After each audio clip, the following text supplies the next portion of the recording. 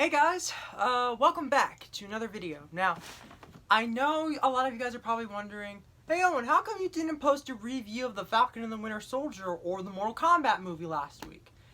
Well, if I'm being 100% honest with you, I just didn't have the time to do it. I got distracted, with life stuff, and so because of that, I didn't have enough time to upload my Falcon and the Winter Soldier review or my Mortal Kombat review. So, in order to compensate for that, tomorrow you can expect a review of The Falcon and Winter Soldier, and then on Sunday you can be expecting a review of Mortal Kombat. Now, I was initially intending on reviewing the Mitchells versus the Machines and potentially even Without Remorse, but after seeing the mixed reception of Without Remorse, I decided the fact that I probably wasn't going to do that one, and besides I wasn't really that interested in the film to begin with. No doubt Michael B. Jordan gave a fantastic performance in that, because, he's a fantastic actor, and he was named the sexiest man alive for a reason. But it's just the fact that because of that, I didn't really have much other reason to review it other than the fact it's like, oh, Michael B. Jordan's in it. It's like, alright, cool. Now, The Mitchells and the Machines was the latest animated movie that was, done by Phil Lord and Christopher Miller. They didn't direct it or write it. That has to go to Michael Rianda and Jeff Rowe, respectively. But they did serve as producers on it, and I have heard really good things about it, so I still am planning on seeing that one. Just probably not going to do a review on it. But yeah. But one thing that I am going to be doing a review on, because just earlier today the season finale was officially released, and that is for the latest adult animated series that was done by Amazon Prime, an adaptation of Robert Kirkman's Invincible. In case you're wondering what this is that I'm currently holding in my hand, this is the first compendium of Invincible, as it contains issues 0 through 47 of the 144 issue long series. So as you can see, this is a pretty thick book. And I finished it within about a week. That just shows how invested I am in this. So, a little bit of background for those of you who are wondering, what the heck is Invincible? What even is that? Well, Invincible was a comic book that was published by Image in January of 2003 by Robert Kirkman and Cory Walker. Now, Invincible is Robert Kirkman's second longest running comic. His longest running comic might be one that you might have heard of. It's a little indie hit known as The Walking Dead. And as you know, The Walking Dead has gotten about a television adaptation, I would say not too long ago. I mean, it's not like it's been going on for nearly a decade at this point, but yeah, so, okay, so all jokes aside, Robert Kirkman's more famous creation is obviously The Walking Dead, but I'd always, now, what's interesting to note about this is that Invincible actually predated the first issue of The Walking Dead by a couple months. So Robert Kirkman had two incredibly big and successful books that were running around the same time period until February of 2018 when the final issue of Invincible released, and then not too long afterwards into I think maybe 2018 or 2019. I'm forgetting exactly when The Walking Dead ended, but it did end I'd like to say maybe around 2019 at the bare minimum. So it didn't conclude not long afterwards. Now, reading Invincible is absolutely fantastic. In fact, if I'm being 100% honest with you, this legitimately might be not just my favorite superhero comic of all time, it's probably my favorite comic series, period, because it takes everything that I love about superheroes, takes everything that I love about that genre, and just is able to encapsulate it so well. And yet there are all these unique twists and turns that you wouldn't expect. Like, for example, this comic and this show can get gory. Initially you think they play it safe, it's just, it's a traditional superhero story or whatever. But then something ends up happening and that makes you go, oh jeez, this is not the direction I was expecting it to go in at all. And it can get downright brutal at times. If you are at all squeamish, you should not read this comic or watch this show, because there is a lot of blood and gore in it. But, yeah.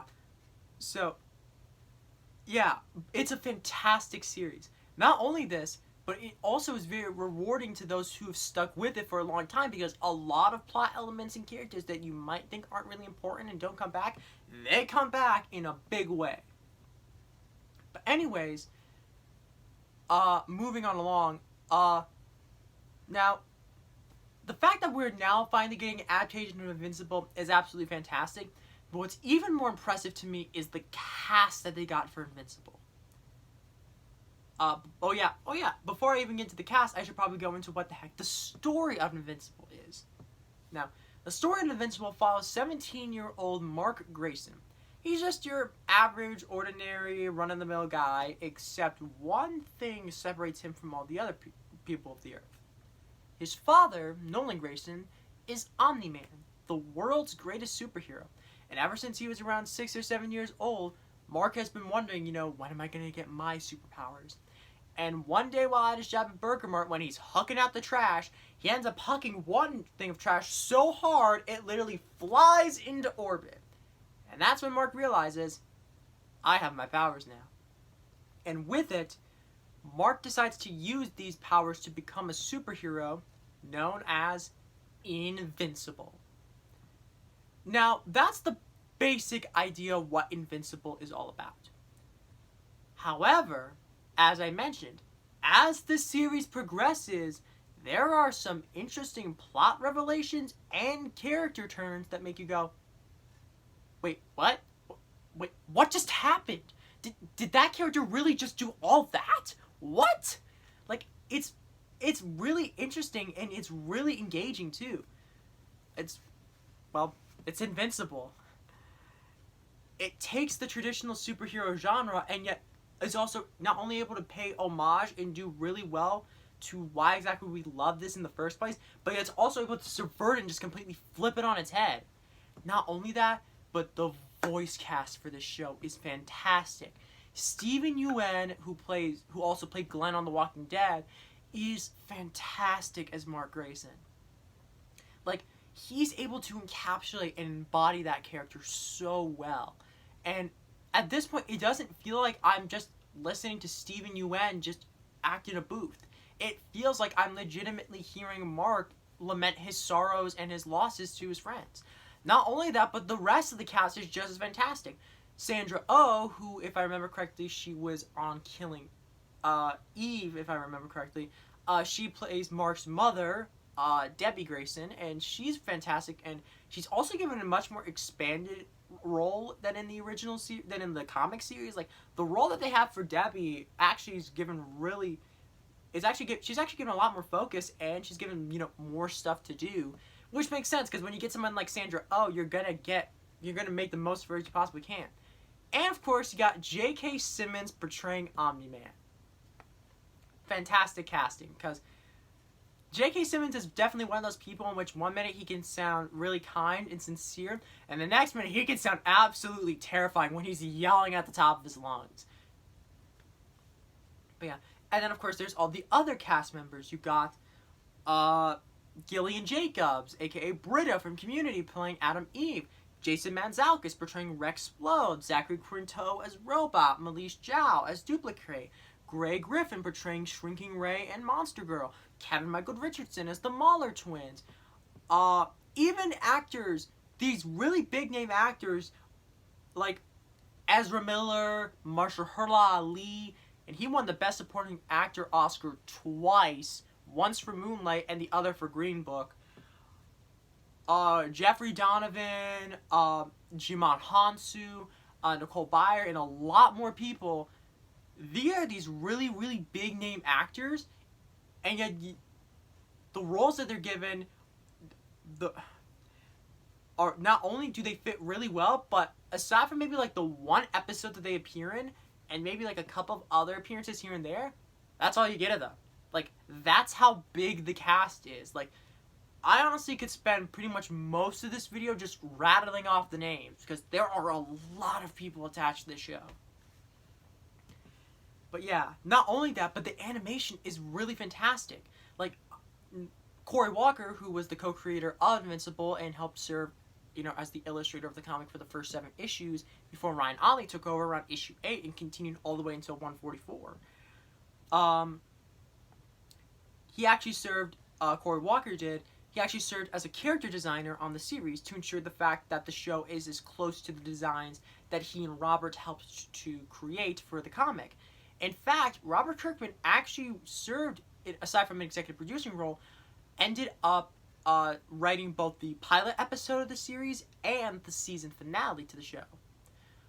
And also really cool the fact that literally the day before the finale, Amazon announces, hey, not only are you guys going to be getting a second season of Invincible, you're also getting a third season too.